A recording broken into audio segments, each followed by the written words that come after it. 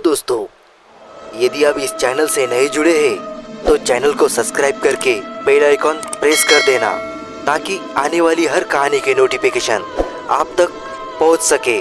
और कहानी जैसी भी लगे हमें कमेंट करके ज़रूर बताइएगा। रात के अब 11 बज चुके थे। भाई अब तो कोई बस मिलना मुश्किल है।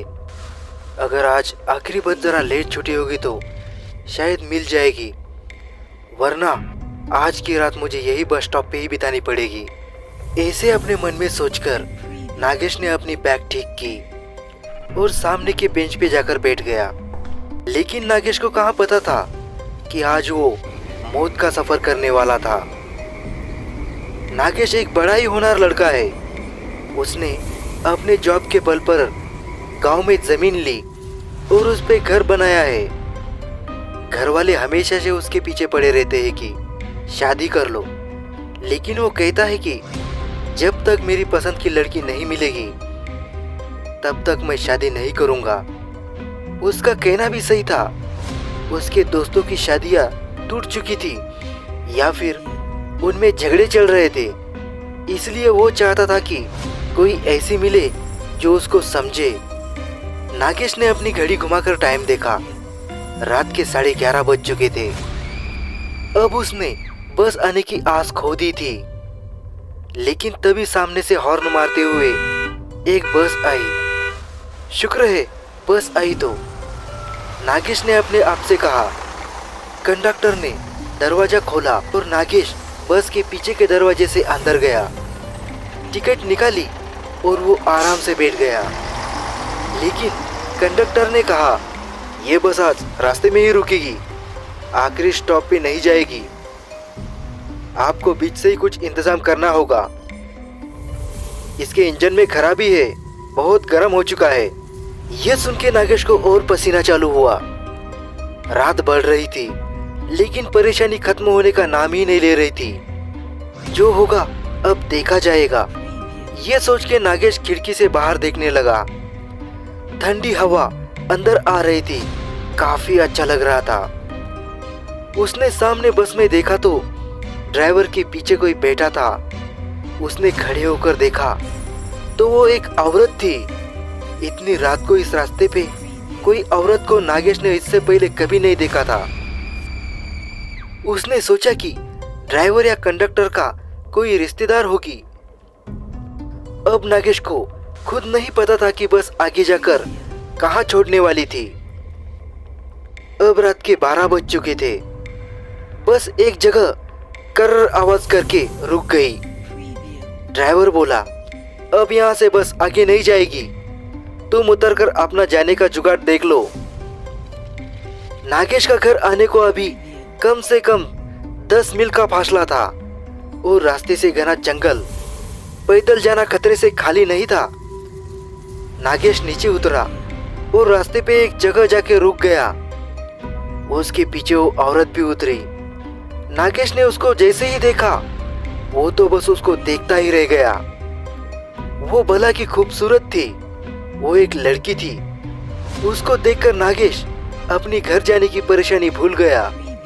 वो तो उसको देखता ही रह गया। उसको भी कुछ ऐसी ही किसी खूबसूरत लड़की की तलाश थी।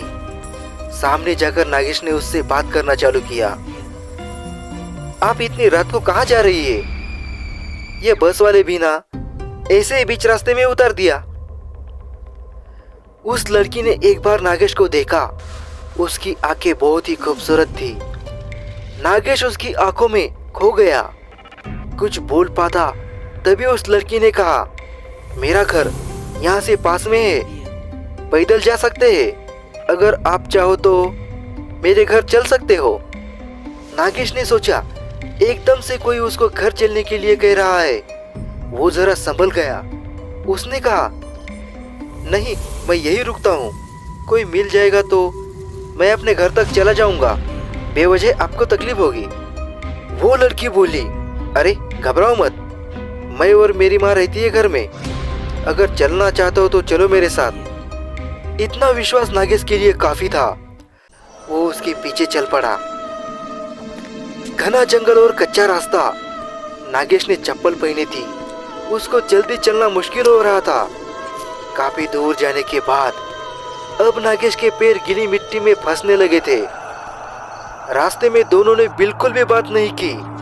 अचानक नागेश की चप्पल कीचड़ में अटक गई।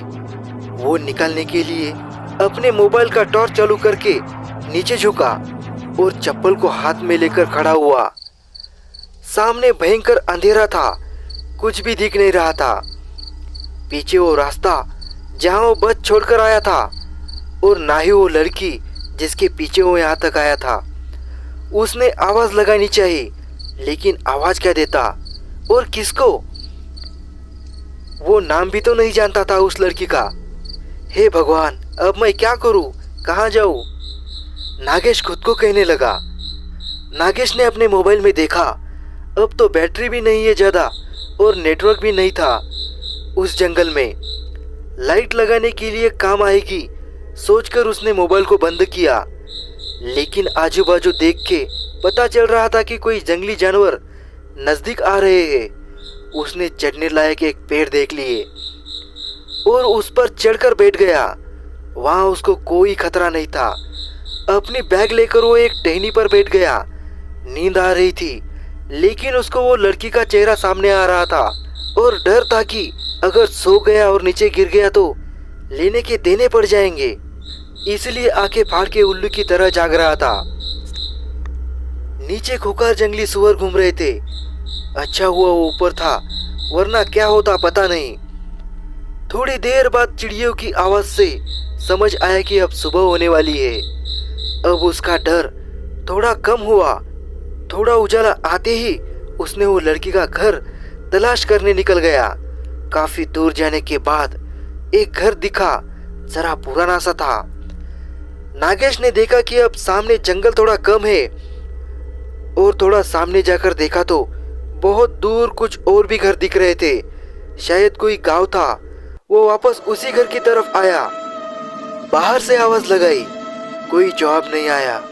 उसने खिड़की से झांक कर देखा, दीवार पर कुछ फोटो पुराने थे। उसमें वो लड़की थी जो कल रात को मिली थी। उसने कहा था उसकी माँ भी यही रहती है, लेकिन वो तो कहीं दिख नहीं रही थी। नागेश के मन से वो लड़की भूली नहीं जा रही थी। वो उसी घर के बाहर उसका इंतजार करते रुक गया। तभी कुछ भेड़ बकरियां लेके एक आदमी आया। नागेश ने उसको देख के उसके पास आते ही सवाल किया, अरे भाई, तुम वो सामने वाले गांव से हो क्या? जंगल में सुनसान जगह पर एक आदमी देखकर वो बकरी वाला चौंक गया। उसने कहा, साहब, आप कौन हो और यहाँ कैसे? रास्ता भूल गए क्या? नागेश ने कहा, हाँ भाई, कल रात को यहाँ तक आ गया हाईवे से। यहाँ एक लड़की रहती है, मुझे उसके बारे में जानना था। क्या तुम जानते हो उसे? बकरी वाला हैरान हो गया उसकी बातों से और कहने लगा, कहा यहाँ इस घर में? मैंने तो कभी नहीं देखा, मैं यहाँ आते रहता हूँ। नागेश को लगा शायद ये जानता नहीं, इसलिए ऐसे बोल रहा है। उसके जाने के बाद नागेश ने वहीं रुककर उस लड़की का इंतजार करना बेहतर समझा। उसको बहुत भूख लग रही थी, लेकिन उस लड़की के सामने उसको और कुछ सूझ ही नहीं रहा था। शाम होने को आई। वो बकरिया वाला वापस आते हुए नागेश से मिलने आया और पूछा, साहब, कोई आया क्या? आप बेवजह यहाँ रुके हो, यहाँ तो कोई नहीं रहता। नागेश सोचने लगा कि अगर यहाँ कोई नहीं रहता तो फिर वो कौन है जो फोटो में है और मुझे यहाँ तक लेकर आई? मुझे देखना है कि वो कौन है। कुछ देर बाद रात भी हुई। इतनी देर से न वो लड़की आई और ना ही उसकी माँ। अब नागेश से रहा नहीं गया, लेकिन वापस जाना मुश्किल था। इसलिए उसने वही के एक पेड़ का सहारा लिया और चढ़ के बैठ गया। घना अंधेरा छाने लगा। वो सामने घर दिख रहा था। नागेश अब घर से दूर था। बाहर उल्लू आवाज कर रहे थे। जरा सी आवाज पर झट से गर्दन मुड़ जाती थी। खुद की सांस और धड़कन भी नागेश को अब महसूस होने लगी थी। तभी अचानक सामने से सफेद कपड़ों में वो लड़की आते हुए दिखी। उसको देखकर नागेश को बड़ा अच्छा लगा। चलो, जिस बात के लिए वो कल से यहाँ बैठा है उससे मिलना तो हो जाएगा। वो अब उतरने की कोशिश कर रहा था पेड़ से कि तभी उसकी नजर उसके साथ चल रहे एक और परछाई की तरफ गई। वो एक आदमी था, उसके पीछे पीछे चल रहा था। अब नागेश वहीं रुक गया और ऊपर से सब देखने लगा। वो लड़की ने घर का दरवाजा खोला और अंदर गई। उसके बाद वो आदमी जैसे ही अंदर गया, उस आदमी के चीखें गूंजने लगी। वो तड़प रहा था, चिल्ला रहा था। नागेश इधर डर से कांप रहा था। नीचे उतरना अब तो भूल गया। कुछ देर बाद उस आदमी की चीखें बंद हो गई। अब शांत हो गया। वो आदमी शायद मर चुका था, ऐसे नागेश को लगा। वो वही पेड़ पर बैठा। नागेश सुबह का इंतजार करने लगा। जैसे ही सुबह हुई, वो पेड़ से उतरा। दरवाजे के बाहर तक खून बह रहा था। अंदर जाकर देखने की हिम्मत नहीं थी। वो जहाँ रास्ता मिला उधर भागते चला गया। उसने अंदर वो लड़की है या नहीं ये भी नहीं देखा। भागते हुए कैसे तो उसको हाईवे मिल गया और अपने घर पहुंच गया। उसके साथ जो हुआ जैसे ही बताने जा रहा था तो उसकी जबान नहीं चल रही थी। बोलना तो बहुत कुछ था लेकिन कुछ बोल नहीं पा रहा था। उसका मुंह सिल चुका था। नागेश को दवाखाने भर्ती कराया गया और उस पे इलाज चालू हो गए। किसी को कुछ नहीं समझ आ रहा था कि उसको क्या हुआ है। डॉक्टर ने उसको पागल करार देकर पागलों की ट्रीटमेंट चालू कर दी। इधर जंगल में वो बकरी वाला आज शाम को फिर से उस घर की तरफ आया, जानबूझकर तसल्ली करने ये देखने की कल का आदमी है या नहीं ये देखने गया। बाहर खून बह रहा था और अंदर झांक कर देखा तो वो भयंकर नजारा देखकर उसको भागना तक नसीब नहीं हुआ। वो लड़की अंदर ही थी। वो अब आदमखोर बन चुकी थी। खून ही खून था। वो जानवरों जैसे मरे हुए आदमी का मांस खा रही थी। बकरी वाले के मुंह से चीख निकल गई, लेकिन वो आखिरी बार थी। उसको देखते ही वो लड़की शैतान बन गई। उसके सफेद कपड़े अब भयंकर लाल हो चुके थे। खून से लथपथ वो बकरी वाले की तरफ लपकी। उसने उस बकरी वाले को अंदर खींच लिया और उसको भी मौत के घाट उतार दिया। अब काफी रात हो चुकी थी। जंगल सुनसान और खोखार बन गया था। उस खूबसूरत लड़की के अंदर शैतानी आत्मा का राज तो सिर्फ नागेश ही जानता था, लेकिन अब तो वो पागल हो चुका था। वो लड़की अपने सफेद लिबास में घर से बाहर निकली और अपने शिकार की तलाश में हाईवे की तरफ चली गई। हमारी और भी डरावनी कहानियां सुनने के लिए स्क्रीन पे जो वीडियो दिख रहा है उसे क्लिक कीजिए।